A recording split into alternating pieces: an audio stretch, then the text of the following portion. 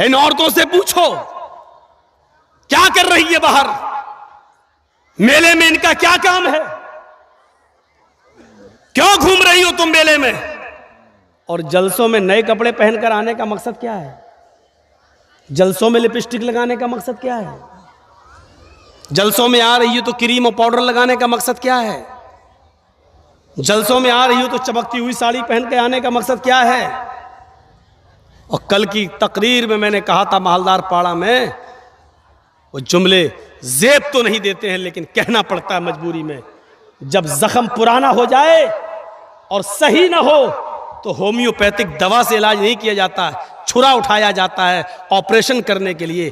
قسم خدا کی ایسا لگ رہا تھا جیسے ایک کتیا کے پیچھے 10 کتے دوڑ رہے ہوں، یہ حال ہے۔ ہاں یہ جملہ نہیں کہنا چاہیے مجھے، لیکن کہوں گا، رو کے دکھاؤ مجھے۔ یہ صورتحال بنا کے رکھ دی آپ نے۔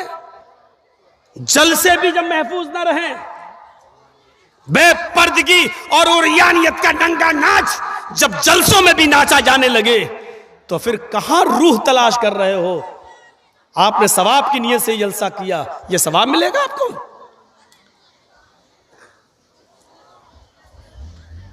مردوں سے آواز نہیں آ رہی ہے، دیکھ رہے ہیں آپ، اور عورتوں کی آواز ابھی بھی یہاں تک آ رہی ہے، آ رہی ہے نا؟ آپ دیکھ لیجئے، پتہ نہیں کون مشورہ دیتا ہے اتنا قریب ان عورتوں کو بٹھالنے کا آپ کو۔ ان کو تو 2 کلومیٹر دور انتظام کرنا چاہیے۔ یہ تو ساڑی کتنے کی آئی تیری، کہاں سے لی تو نے، چپل کے، ہاں بالکل میچ کر رہی ہے۔ آج تو بھاؤ معلوم ہو گئے ہوں گے ساڑی کے اور چپل کے سب کو، اور کل وہ جائیں گی مالدہ اور گاجول کے بازار میں، وہ پھلاں میری سہیلی لے گئی تھی تمہاری دکان سے، ویسی دکھاؤ ہمیں۔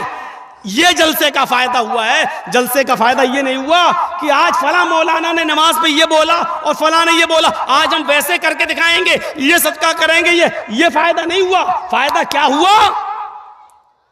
اپنے بھائیوں سے جا کے کہیں گی فلاں کی بہن بھی آئی تھی، بڑی خوبصورت ہے، ہم نے تیرے لیے دیکھ لی۔ یہ فائدہ ہوتا ہے جلسوں میں، یہ فائدہ ہوتا ہے۔ اتنا قریب انتظام، اور عورتوں کی چونچیں تم بند کرا دو، کبھی نہیں ہو سکتا۔ اللہ کے رسول صلی اللہ علیہ وسلم جب سفر معراج پہ گئے اور آئے اور عید کا خطبہ دیا، عید کا خطبہ آپ نے مردوں کے بعد عورتوں میں دیا، تو عورتوں میں جو آپ نے عید کا خطبہ دیا وہ آپ نے شروعات یہاں سے کیا، معاشر النساء تصدقن فإنی أُوریتکن أکثر أہل النار۔ قلنا وبما یا رسول اللہ، اللہ کے نبی خطبہ جو شروع کر رہے ہیں عورتوں کا، تو اس میں آپ یہ کہہ رہے ہیں، آئے لیڈیز، آئے خواتین، آئے محمد رسول اللہ پر ایمان لانے والیو، صدقہ کرو، زیادہ سے زیادہ خیرات کرو، اللہ کی راہ میں دو۔ انی اریتکن اکثر اہل النار۔ جب میں معراج پہ گیا مجھے جہنم دکھائی دی، تو جہنم میں سب سے زیادہ جلتی ہوئی میں نے عورتوں کو دیکھا ہے، عورتیں جہنم میں سب سے زیادہ جل رہی تھی۔ قلنا وبما، صحابیات نے کہا اللہ کے رسول بس اس کے آگے ہم کچھ نہیں سنیں گے، آپ نے یہ کہہ دیا عورتیں سب سے زیادہ جہنم میں جلتی ہوئی میں نے دیکھی، وجہ بتا دیجئے، ریزن بتا دیجئے، ہم اس پر عمل کریں گے تاکہ جہنم میں ہماری تعداد زیادہ نہ ہو۔ عمل کے لیے 2 گھنٹے کی تقریر نہیں ہوئی تھی، 3 گھنٹے کا لیکچر نہیں ہوتا تھا اللہ کے رسول کے زمانے میں۔ اس عورتوں نے کیا کہا؟ ان عورتوں نے قلنا وبما، قلنا جمع مذکر غائب کا صیغہ یہ بتلا رہا ہے، ایک نے نہیں ساری عورتوں نے کیا کہا؟ اے اللہ کے رسول ہمیں وجہ بتائیے، ریزن، عورتیں جہنم میں سب سے زیادہ جلتی ہوئی کیوں دکھائی دی؟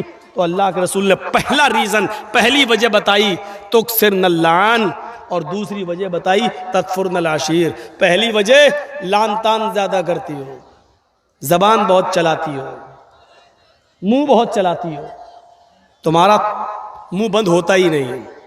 حقیقت ہے 2 عورتیں اگر کہیں بیٹھ جائیں تو کمپنی مل جاتی ہے، 2 مرد اگر ٹرین میں جائیں گے تو تھوڑا سکون مل سکتا ہے، لیکن اگر 2 عورتیں ٹرین میں چلی جائیں تو 24 گھنٹے کا سفر بہت آسانی سے کٹ جائے گا، بات کرتے کرتے کرتے کرتے، کیونکہ ہمیں اور آپ کو ایک آدمی کے بارے میں معلوم ہوگا، ان کو تو پورے خاندان کے بارے میں معلوم ہوتا ہے۔ ایک بادشاہ نے اعلان نکالا جو سب سے بڑا جھوٹ بولے گا اس کو سب سے بڑا انعام دیں گے. تو جھوٹوں کی کمی تھوڑی تھی. ایک آیا بادشاہ نے کہا بھگ یہ کوئی جھوٹ نہیں ہے. دوسرا آیا اس نے کہا یہ بھی کوئی جھوٹ نہیں ہے. تیسرا آیا, بادشاہ نے کہا یار جھوٹ بولو یار, یہ تمہارا کوئی جھوٹ ہے, بڑا جھوٹ جو بولے گا اس کو سب سے بڑا انعام دیں گے. لاسٹ میں ایک آدمی آیا کہنے لگا میرا بھی ایک جھوٹ سن لو. کہا کیا؟ کہ آج میں نے خواب میں دیکھا جہاں تک میری نظر جا رہی ہے عورتیں ہی عورتیں بیٹھی ہوئی ہیں. بادشاہ نے کہا یہ بھی کوئی جھوٹ نہیں. بھائی خواب میں دیکھا جا سکتا ہے, تم نے دیکھا ساری عورتیں, بہت سی عورتیں بیٹھی ہوں گی, یہ خواب نظر آ سکتا ہے, یہ کوئی جھوٹ نہیں ہے. کہا آگے تو سنو یار, آپ بولتے بہت ہو. اس نے کہا بادشاہ سے پوری بات سنی نہیں, بیچ میں بول دیے. میں نے خواب دیکھا کہ جہاں تک میری نظر جا رہی ہے عورتیں ہی عورتیں بیٹھی ہوئی ہیں اور ساری عورتیں خاموش بیٹھی ہوئی ہیں. بادشاہ نے کہا کیا؟ جہاں تک نظر جا رہی عورتیں ہی عورتیں, کہاں, اور سب خاموش, یہ ہو ہی نہیں سکتا. کہا کیوں؟ کہا دو عورتیں خاموش نہیں بیٹھ سکتی اور اتنی عورتیں خاموش, اس سے بڑا جھوٹ تو کوئی ہو ہی نہیں سکتا. اس کو سب سے بڑا ایوارڈ دیا, سب سے بڑا انعام دیا, سب سے بڑا انعام. تو یہ عورتوں کا ایک ریکارڈ ہے, اور اس ریکارڈ کو اللہ کے رسول نے یہی کہا, تکثرن اللعن, تم لعن و طعن زیادہ کرتی ہو, ایک دوسرے کی برائی زیادہ کرتی ہو, ایک دوسرے کی غیبتیں زیادہ کرتی ہو, ایک دوسرے کی برائیوں میں لگی رہتی ہو. وَتَكْفُرْنَ الْعَشِيرَ, اور دوسری تم شوہروں کی نافرمانی بہت کرتی ہو, شوہروں کی نافرمانی. اب بتاؤ آدمی بیچارہ کیا کرے؟ میرے ساتھ بھی حادثہ ہوتا ہے. ایک بار میری بیوی نے پوچھا میں مائکے جا رہی ہوں, چلی جاؤں, پاس میں ہی ہے. میں نے کہا ٹھیک ہے چلی جاؤ, کوئی بات نہیں, بہت دنوں سے نہیں گئی. ہاں تم تو چاہتے ہو کہ میں چلا جاؤں, چلی جاؤں, تمہیں تو اچھا لگتا ہے. میں نے کہا لا حول ولا قوت الا باللہ. یار تم نے اجازت مانگی, میں نے دے دی. ایک دو مہینے کے بعد پھر کہنے لگی کہ میں چلی جاؤں, تھوڑی امی کی طبیعت خراب ہے. میں نے کہا نہیں ابھی تمہیں جانے کی کوئی ضرورت نہیں ہے, 2-4 دن رکو, ہم دونوں چلیں گے وہ دیکھنے کے لیے. لو تو میں تو آپ کے گھر میں کیا نوکر قید ہو کے رہوں؟ میں جب بھی جانا چاہوں تو آپ بھیجیں گے نہیں؟ نہیں میں اب میں نے کہا کہ نہ جاؤ تو قید کر کے رکھ رہا ہوں, اور میں نے کہہ دیا چلے جاؤ تو کیا ہو رہا ہے؟ لو تمہیں تو کوئی فکر ہی نہیں, کتنی آسانی سے کہہ دی چلے جاؤ, اس کا مطلب تمہیں میری ضرورت ہی نہیں. یہ عورت اسی لیے کہا ٹیڑھی پسلی سے پیدا ہوئی ہے, سیدھا کرو گے تو ٹوٹ جائے گی لیکن سیدھی نہیں ہوگی. اس کے ناز و نخرے کو برداشت کرنا پڑے گا. ایک صحابی کا واقعہ بتاؤں, حضرت ان کی بیوی سے ان کو بڑی پریشانی تھی, تو وہ اپنی شکایت لے کر اللہ کے حضرت عمر کے پاس گئے کہ حضرت عمر کو کہوں گا تو حضرت عمر ڈانٹیں گے میری بیوی کو, صحیح ہو جائے گی. تو وہ گھر پہ گئے اور دروازے کو دستک دی, ادھر سے آواز آئی اندر سے, باہر بیٹھو میں ابھی آ رہا ہوں. اور دیکھا کہ اندر شور ہو رہا ہے, تو اس نے کان لگایا صحابی نے حضرت عمر فاروق کے دروازے پر, تو کیا سنتا ہے کہ عمر فاروق کی بیوی عمر فاروق پر برس رہی ہے, یہ وہ تمہیں ہوش نہیں, یہ نہیں, ٹھکانا نہیں, سبزی کیسے آئے گی, کھانا کیسے. اور حضرت عمر جی جی جی کرتے چلے آ رہے, جی ٹرین آ جائے گا جی جی. اب وہ کہنے لگا لو یہ کیا میرا علاج کریں گے, یہ تو خود ہی اس بیماری میں مبتلا ہیں. وہ چل دیا وہاں سے, وہ چل دیا. تھوڑی دیر میں حضرت عمر نکلے, اس کو جاتا ہوا دیکھا, اے حضرت ادھر آؤ, ادھر. وہ کہتا کیا, ادھر آؤ. جی ارے تم کسی کام سے آئے تھے اور بغیر کام کے چلے جا رہے ہو, آؤ کیا بات ہے. کہ نہیں کوئی کام نہیں ہے. ارے کوئی کام نہیں ہے کیا مطلب؟ کہا میں نے کام سے آئے ہو, پھر کہہ رہے ہو کوئی کام نہیں ہے. کہ نہیں امیر المومنین جس کام سے آیا تھا وہ آپ کے بس کا نہیں ہے. کیا مطلب, کہنا کیا چاہتے ہو؟ کہا امیر المومنین میں اپنی بیوی سے بہت پریشان تھا اور ہوں اور ابھی تک ہوں, تو میں آیا تھا کہ آپ کو اپنی بیوی کی پریشانیاں بتاؤں, گناؤں تکلیفیں کتنی دیتی ہے, تو آپ ہمارے بیوی کو ڈانٹ دیں گے. یہاں آیا تو دیکھ رہا ہوں آپ ہی کی بیوی آپ کو ڈانٹ رہی ہے, آپ اپنی بیوی کو نہیں سمجھا پا رہے تو میری بیوی کو کیا سمجھا پائیں گے. تو حضرت عمر فاروق نے کہا بیٹھو ادھر اور سنو. کہا کیا؟ تمہارے گھر کھانا کون بناتا ہے؟ کہا میری بیوی. کہا کھانا بنانا اس کا حق نہیں ہے شریعت میں.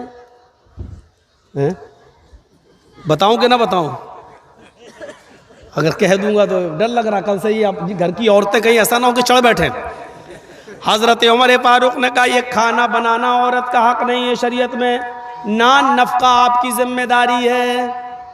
جب نکاح ہوتا ہے تو اس میں مہر متعین کیا جاتا ہے، لکھا جاتا ہے اتنا اتنا مہر علاوہ نان نفقہ، یعنی پکی ہوئی روٹی پکا ہوا کھانا کھلانا یہ آپ کی ذمہ داری ہے۔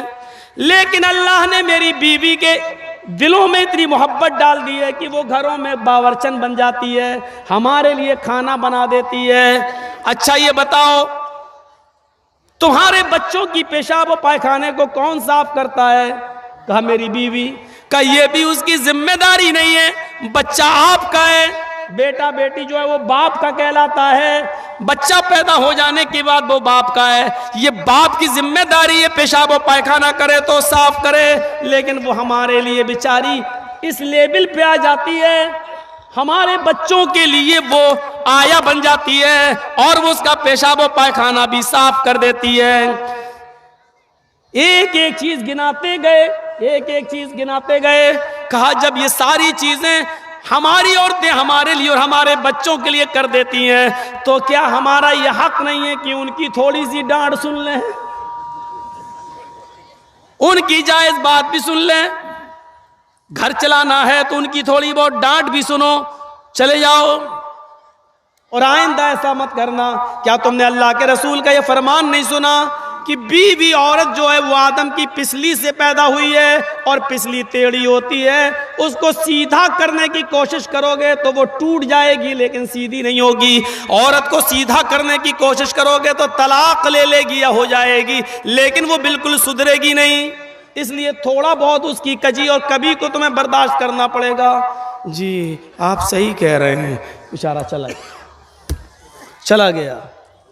میری ماں بہنوں ہاتھ جوڑ کے اب بنتی کر رہا ہوں، ایسا نہ ہو کہ کل تم یہ کہنے لگو اب کھانا تم بناؤ، مولانا صاحب نے کہہ دیا، یہ ہماری ذمہ داری نہیں ہے، ایسا نہ ہو۔ بہت کم جگہوں پر ہم یہ بیان کرتے ہی نہیں ہیں کیونکہ آج کل عورتیں غلط استعمال بھی لے لیتی ہیں نا۔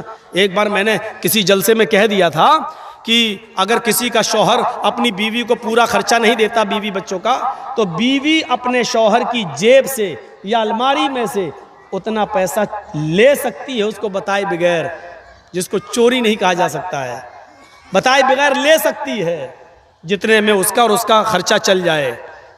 یہ جیسے ہی میں نے جس تقریر میں میں نے کہا دوسرے دن میری جیب سے 5,000 روپے غائب ہو گئے۔ اس دن سے بیان کرنا چھوڑ دیا۔ یہ تو ناجائز استعمال کرتی ہے، پھر اتنی اجازت دے دو 100-200 روپے کی تو ان کا 100-200 روپے میں کچھ ہوتا ہی نہیں ہے، 5,000۔ پھر یہ ہوتا ہے کہ مولانا نے کہا تو تھا لے سکتے، تم دیتے نہیں اس لیے ہم نے لے لیا۔ ارے اللہ کے بندی، میں نے تو یہ کہا ہے کہ جتنے میں تیرے گھر کا بچوں کا گزر بسر چل جائے اتنا۔ ہاں تو کیا ہوا، ساڑی پرانی ہو گئی نہیں لائے، فیئر اینڈ لولی ختم ہو گئی، لینے جانا ہے۔